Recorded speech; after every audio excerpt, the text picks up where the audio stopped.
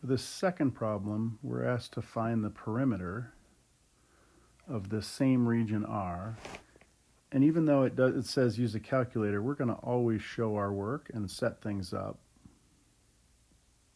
because we know that they'll likely give us credit for our setup. And so in this case, we can think of the perimeter being this base, which is simple. That's just going to be 8. And this diagonal line, which will just be the Pythagorean theorem.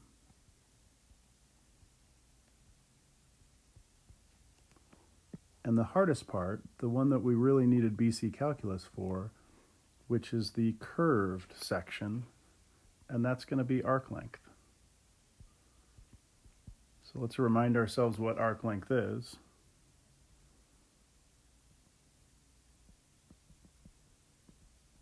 It will be the square root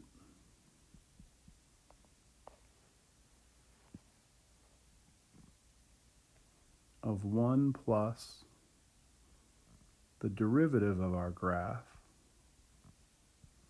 all squared, dx. And so in our case, f of x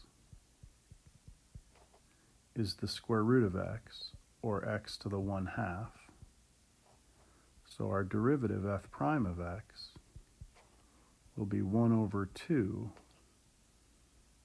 square root of x. So that means our length equation, of course, this should be something that you're keying in. Where is this on my formula sheet? Unless I know it by heart. 1 plus 1 over 2 the square root of x, and we're going to square all that. Now, one thing you may have noticed is that I forgot my integral here. We're going to go from where our curve starts, A, to where our curve ends, B. So in our case, of course, we're going to go from 0 to 4, because those are our starting and ending values, because we're going in the x direction.